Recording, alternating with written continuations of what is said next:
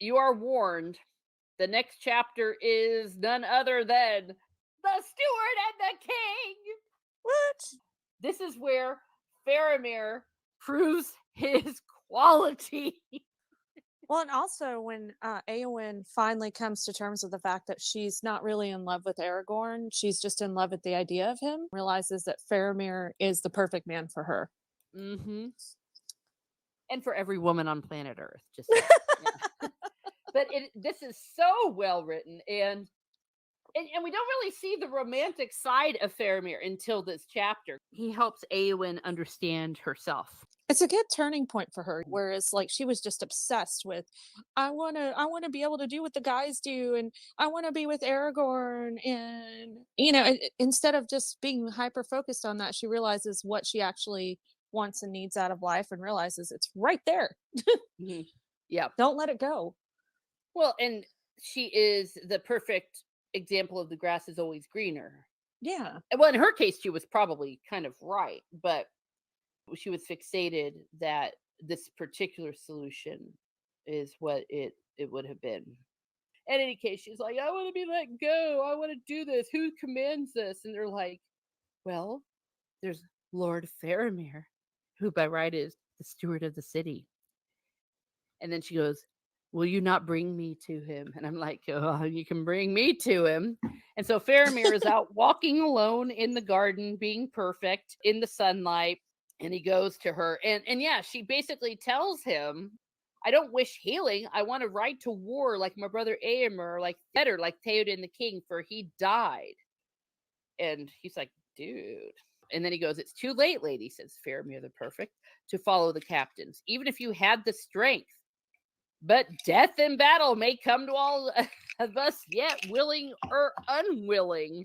He pointed out, hey, girlfriend, you're not the only one who it sucks to be you. And then she's like, well, they won't let me go. And he's like, well, they won't let me go either. I mean, come on, because if you can't fight, you can't fight.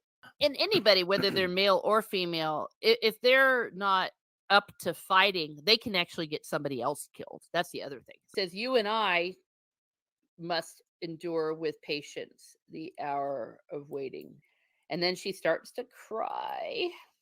My window does not look eastward. And suddenly her voice was that of a maiden young and sad. Does she cry because she didn't get a perfect window? Really? It's just really coming out that she's just sad.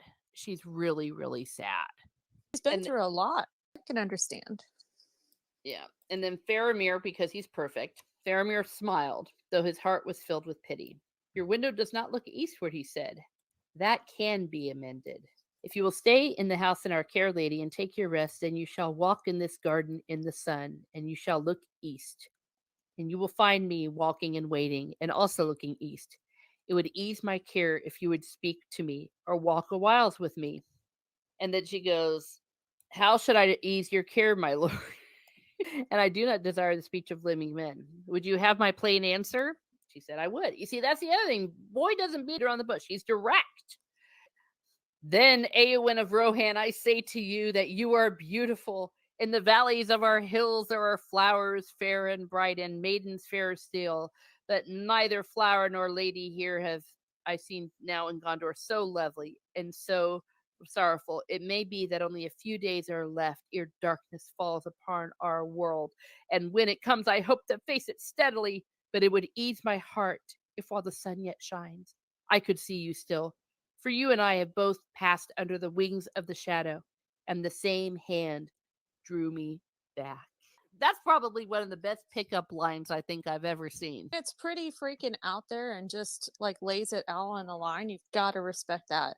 If a man had said all that to me, I'd be stupid to say no to that, Exactly. I know what If I you were would single. have said. You would have gone, could you repeat that? I didn't catch the first bit. Yeah. Well, and even Tolkien says in one of his letters that in times of war, when you think that you're going to die, you don't have time to sit around and go, well, do I like him? Should I call him? Do I wait 3 days? And when you've been through things together, that shared experience bonds you. And then she's like, alas, not me, my lord. Shadow lies on me still. Look not to me for healing. I am a shield maiden, and my hand is ungentle. I will walk abroad with the grace of the steward in the city. Thank you for that I don't have to stay to my chamber. And she did him a courtesy and walked back to the house. But Faramir, for a long time, walked alone in the garden, and his glance now strayed rather to the house than to the eastern walls. Well, and anyway, so the next morning, Faramir comes from the houses. He saw her, and she was clad all in white and gleamed in the sun. And he called to her, and they walked on the grass or sat under a green tree together, now in silence, now in speech. So they hang out for several days, clad in warm raiment. This is a very good part, and heavy cloaks. And over all, the Lady Eowyn wore a great blue mantle of the color of deep summer night, and it was set with silver stars about hem and throat. Faramir had sent for this robe and had wrapped it about her, and he thought she looked fair and queenly indeed as she stood there at his side.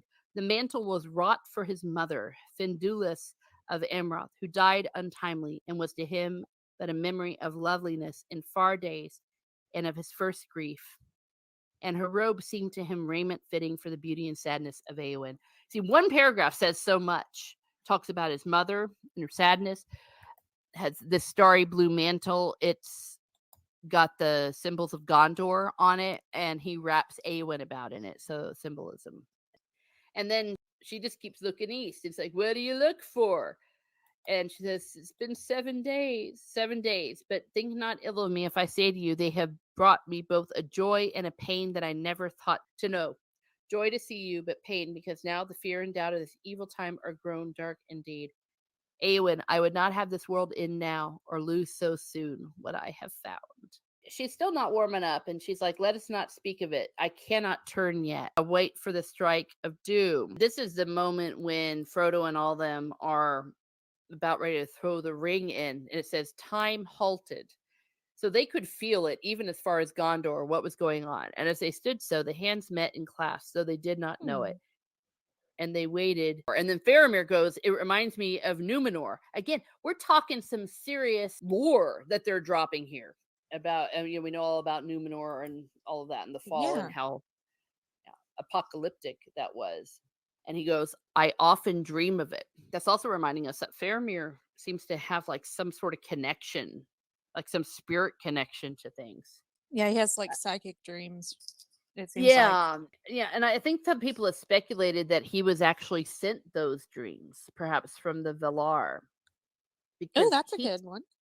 Yeah, I was reading some Tom Shippey papers last night, and he points that out, and it makes sense because he also had more dreams than Boromir did before the Fellowship and all that.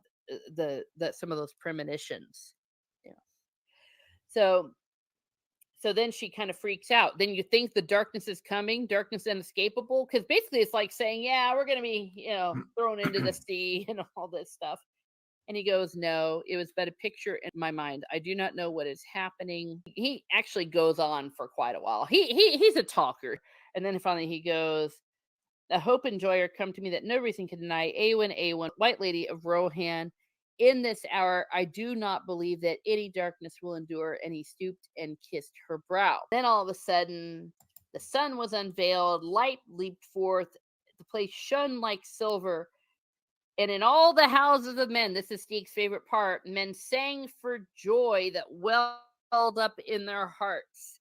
And then a great eagle came flying, and he sang, sing all you people. And he goes on, and all the people sang all the ways of the city. Finally, after several weeks, Faramir basically goes, Eowyn, do you not love me, or will you not? And she goes, I wish to be loved by another, but I desire no man's pity. So she also was kind of thinking that he was pitying her. He goes, that I know. You desired to have the love of Lord Aragorn because he was high and puissant, and you wished to have renown and glory and to be lifted far above the mean things that crawl on the earth.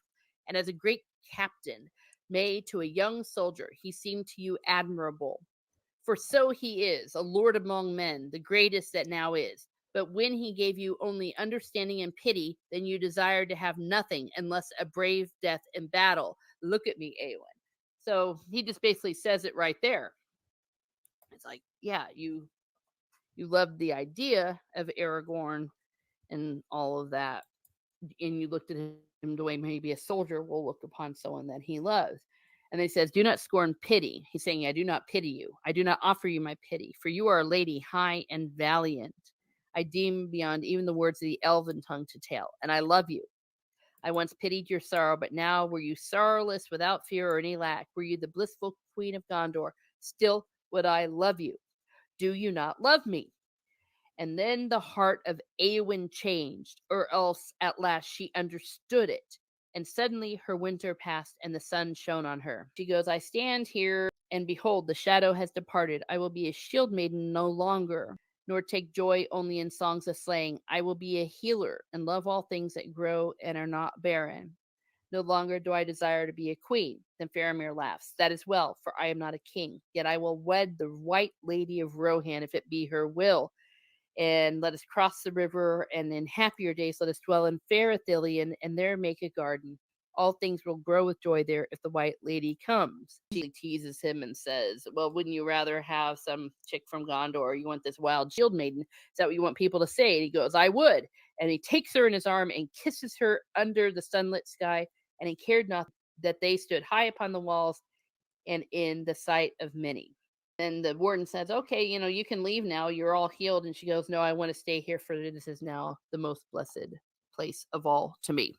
So that is really a good conclusion. I really forgot about this line in the book where she says the shadow has departed. So you kind of have to wonder, when she was going through everything that she was going through, was she kind of semi-poisoned due to all of her interactions with Wormtongue?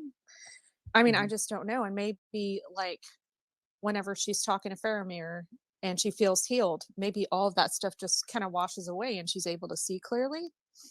So, but yeah, I do love the fact that she's like, yeah, what am I doing here? This is stupid. Yeah, I really do like that she comes to that realization, because it's like, girl, get over it. It's not going to happen. And that what she thinks will make her happy really isn't going to make her happy. Yeah, she doesn't really know Aragorn. She only knows like some slight conversations they've had, but she knows Faramir. They've been hanging out and just chatting and getting to know each other very well, much better than she ever knew Aragorn.